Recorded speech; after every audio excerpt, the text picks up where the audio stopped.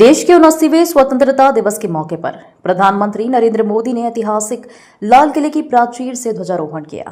उन्होंने आजादी के नायक राष्ट्रपिता मोहनदास करमचंद गांधी के समाधि स्थल राजघाट पर पहुंचे, श्रद्धांजलि दी। ध्वजारोहण के बाद प्रधानमंत्री ने लाल किले के प्रचार से संबोधित किया। प्रधानमंत्री ने देश के दुश्मनों, खासतौर पर पाकिस्तानी समर्थित आतंकवाद पर जोरदार हमला किया। उन्होंने कहा कि पहलगाम में 22 अप्रैल को बेगुनाह भारतीय नागरिकों के हत्यारों और उनके मददगारों को ऑपरेशन सिंदूर ने अच्छा सबक सिखाया है। भारतीय सेनाओं को पूरी छूट थी कि वो अपना लक्ष्य, समय और तरीका चुने, लेकिन दुश्मनों को नेस्तनाबूद करें। पीएम ने आगाह किया कि अगर फिर कोई आतंकी घटना दोहराने की हिमाकत की जाएगी तो दुश्मन परिणाम भुगतने के लिए तैयार है। हमारा देश कई दशकों से आतंक को झेलता आया हुआ है।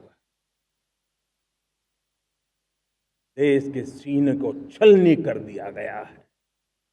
अब हमने एक न्यू नॉर्मल प्रस्थापित किया। आतंक को और आतंकी को पालने पोसने वालों को,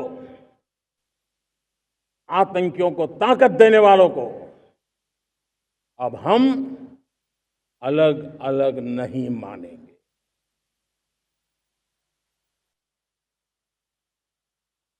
वो मानवता के समान दुश्मन है, उनके बीच कोई फर्क नहीं है।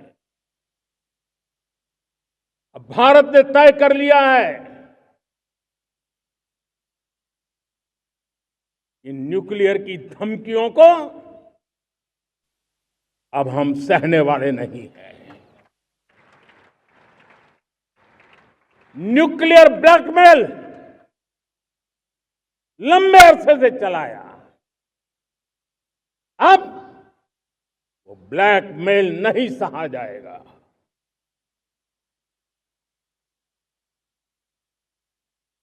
आगे भी अगर दुश्मनों ने ये कोशिश जारी रखी, हमारी सेना तय करेगी। सेना की शर्तों पर, सेना जो समय निर्धारित करे उस समय पर, सेना जो तौर तरीके तय करे उस तौर तरीके से, सेना जो लक्ष्य तय करे उस लक्ष्य को अब हम अमल में ला करके रहने वाले हैं। हम मुंह तोड़ जवाब देंगे। मुझे बहुत गर्व हो रहा है, आज मुझे लाल किले की प्राचीर से ऑपरेशन सिंदूर के वीर जाबाजों को सैल्यूट करने का अवसर मिला है। हमारे वीर जाबाज सैनिकों ने दुश्मनों को उनकी कल्पना से परे सजा दी है। और इस अपील को पहलगाम में सीमा पार से आतंकियों ने आकर के जिस प्रकार का कत्ले आम किया, धर्म पूछ करके लोगों को मारा गया, पत्नी के सामने पति को गोलियां दी, बच्चों के सामने अपने पिता को मौत के घाट उतार दिया गया। पूरा हिंदुस्तान आक्रोश से भरा हुआ था। पूरा विश्व भी इस प्रकार से संहार से चौंक गया था। मेरे प्यारे देशवासियों, ऑपरेशन सिंदूर उसी आक्रोश की अभिव्यक्ति है। 22 तारीख के बाद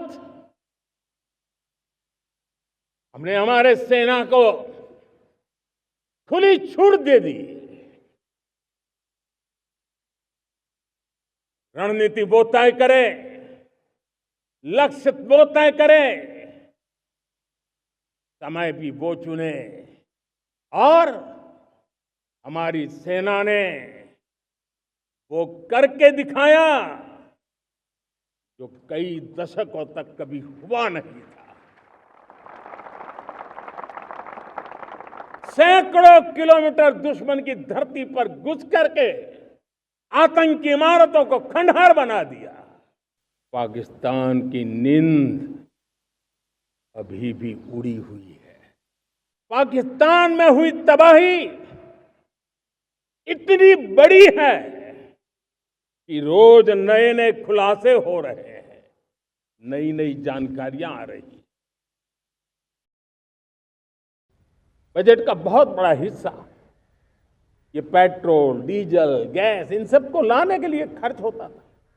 लाखों करोड़ रुपए चले जाते थे। अगर हम ऊर्जा में डिपेंडेंट न होते तो वो धन मेरे देश के नौजवानों के भविष्य के लिए काम आता। वो धन मेरे देश के गरीबों को गरीबी के खिलाफ लड़ाई लड़ने में काम आता। वो धन मेरे देश के किसानों के कल्याण में काम आता। वो धन मेरे देश के गांव की परिस्थिति को पलटने के लिए काम आता। लेकिन हमें विदेशों को देना पड़ रहा। अब हम आत्मनिर्भर बनने की दिशा में काम कर रहे हैं। देश को विकसित बनाने के लिए हम अब समुद्र मंथन की तरफ भी जा रहे हैं। हमारे समुद्र के मंथन को आगे बढ़ाते हुए हम समुद्र के भीतर के तेल के भंडार, गैस के भंडार, उसको खोजने की दिशा में एक मिशन मोड में काम करना चाहते हैं। और इसलिए भारत ने national deep water exploration mission शुरू करने जा रहा है।